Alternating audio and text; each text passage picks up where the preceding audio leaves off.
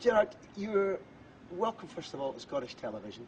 You're very popular in Scotland because Barcelona has a very high image. But over the summer, I spent a lot of time watching you win the World Cup. You're quite used to bringing joy to your city.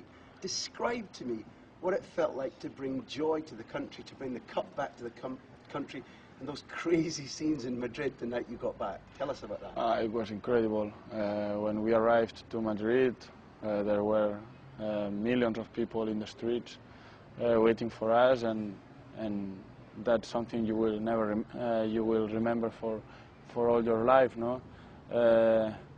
I don't remember a lot every minute, all the sequences, but I thought that it was great. I enjoyed a lot with Puyol, with Cesc, with my friends, and I think we did a really good day with all the fans. Did you bring a souvenir back from the World Cup final? I bring bubuzuelas. I don't know in Scottish how is the name, but like to do the sound in the stadiums, you know, and for my family, and as well some T-shirts as well. When you come back, one of the things that is asked of a World Cup winner is to have no rest, no holiday, and to go out and be as fresh mentally and physically as before. They ask a lot of you, seriously, for your lifestyle. Yeah, it's really difficult, no? When you had like a World Cup and you don't have time to rest, and you come back and start to train again. But we were lucky to have Pep Guardiola as a coach.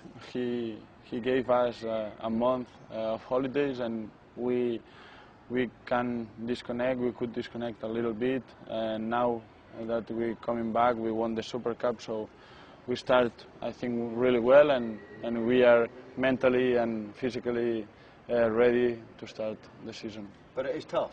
Yeah, it's tough. Anyway, you have to work hard. When you are in the summer, you don't want to come back because it's always difficult, no, to start and train really physically these days. But if it was good luck to have Pep as a coach, the bad luck obviously is drawing Scotland in your qualifying because the last time Spain played at Hampden Park, it was 1984. They came straight from being second in the European Championships in a team with Arcanada and Victor and Santillana. Lost 3-1. Now obviously that's probably going to happen again in October. Are you ready for the physical and emotional pain of that happening? Yeah, it's really difficult always to go to Scotland and to play there because they play with a lot of intensity, with a lot of power, and it's always difficult to win there. But we will try to beat them. Now we are World Cup winners, so we are always favorites, and we will try to beat them. It will be really hard. Let's extend the Scottish team a little bit, because truthfully, I think we believe our national team now is growing, but is not at Spain's level. It'll be very difficult for Scotland to keep pace with you, but you will come up against probably an old teammate, Darren Fletcher, who's very important for us. Describe a little bit about the guy you knew, but also, can you understand why at first in his country he was a bit underappreciated, whereas now it's clear at Manchester United he's a key footballer? Yeah, I think that when I was there, when I was in Manchester United, like 4 years ago, 3 years ago, Fletcher wasn't a key player, and I didn't understand that because I think he's a really important player for the club, for his national team, because he's got endurance, he's got a lot of work, a lot of power. He can score goals from coming from the midfield, and he's a really good player, very comfortable with the ball, and it's a joy that you can have Fletcher in the team. The other Scottish angle that we cannot avoid is that although they made a gigantic mistake in selling you, some of what you've learned, some of the footballer and the man you've become, was helped by Manchester United and Sir Alex Ferguson.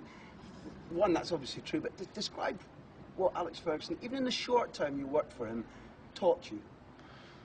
As I said, when I arrived there, I was 17 in Manchester, and it was really hard for me to leave my family here, to change the club, change all my friends. And for me, Sir Alex Ferguson was like a second father. No? He helped me in all the ways, not only in the football terms,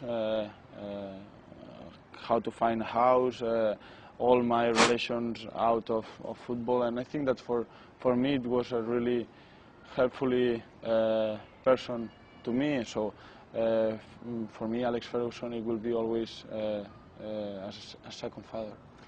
It might be. You certainly don't want to betray secrets, but I think he wrote you something telling you exactly how much he thought of you when you left, and that you knew that you were leaving somebody who wasn't sure about letting you go. Yeah, I remember when I went to his room to say that I want to leave because Barcelona was coming for me, and it was my town, my club when I was young, and I wanted to come back. He didn't want me to leave, no, because he said that I would have future in the club, and he expects a lot of me, no, but a lot from me.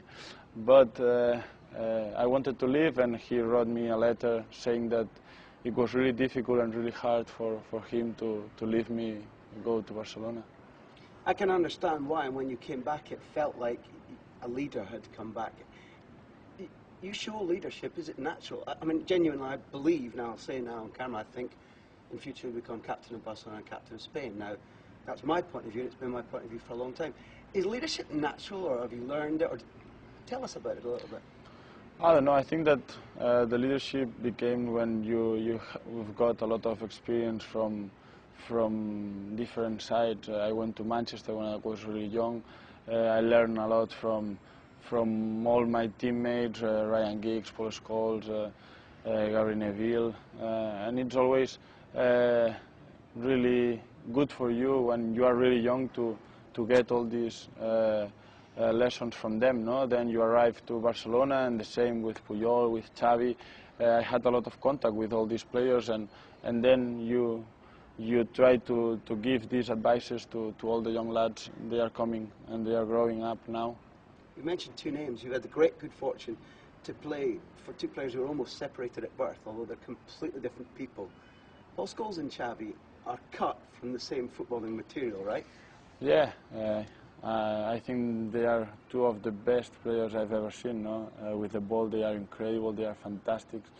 I remember one of these days in this pre-season I was talking with Xavi, and he said that for him Paul Scholes was one of the best players he has ever seen. No? So I think that them two, they like each other because they like the same football, and this is really beautiful. No? We're at the training ground, there are fans waiting to scream your name outside the gate, so we're going to let you go very briefly. But one of the things I want to ask you sincerely, and you can tell me if I'm wrong, are you absolutely sick of hearing the name Jose Mourinho already? It's really difficult, no, to go to every interview or every press conference and they ask you about him. No, I understand that he's new here, he is the coach of Madrid, that it's always a really important man, but that's it. No, I think that we have to talk about us, about Barcelona, about how we can play this year, and if we can win something, and forget about all the other things about Madrid, about Mourinho, about all this stuff. It's a lack of respect to Barcelona, no? I think now Barcelona in the last 3 years, 2-3 years, won a lot of respect, winning titles, showing to all the world how we play, and that it's really difficult to beat us, and we will try to keep going, keep doing the same, playing the same way, and keep winning trophies.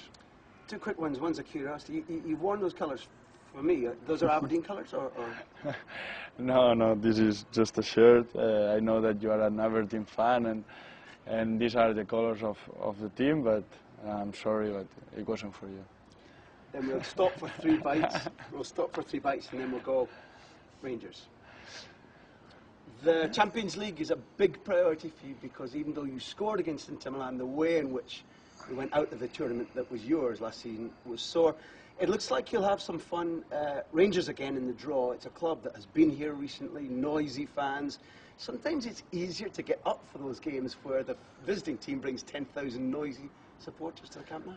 Yeah, you always enjoy, no, when you play against a team that brings a lot of people in the Camp Nou, a lot of fans. They are noisy, and it's good for football because you can feel it, and you are more motivated, no? And when you go away to play in their pitch, is the same. So if we have to play against Rangers, because on Thursday there is the draw, so it will be great. He hablado de esto y es verdad, claro. No lo he pensado, no lo he pensado. Vale. Suficiente. Te dejo, Park. Ellos me están dando... Claro, como si ya hubiera... Tú, amigo, te he prometido, no vamos a hacerlo otra vez. Suficiente. Sí, no, es esta pregunta. Ok. ¿Qué quieres? Como si ya nos ha tocado, ¿no? Correcto. Vale. Si Rangers está contra Villarreal, a basura. Vale. Un premio. Rangers and Celtic have been here a lot. The draw has given you Rangers again. 2 questions. One, what you guarantee is that in Glasgow and here, there's always atmosphere because they bring so many fans.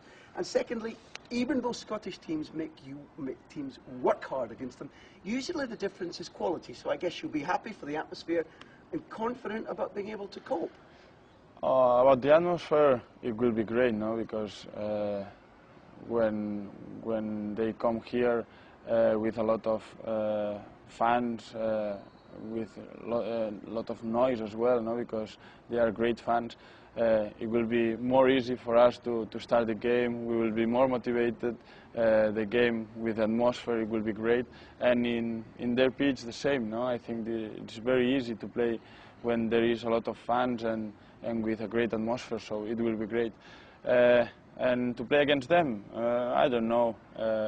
Maybe we have a lot of quality, and they have quality, and we are better in these terms. But they have a lot of power. They are strong. They go with a lot of intensity, and it's always difficult to beat them. We will see what happens. I think you can also beat them in English. Your English is fantastic. And as usual, Gerard, Pique, from the people of Scotland, it's been a pleasure talking to you. Thank you very much. Thank you. Okay.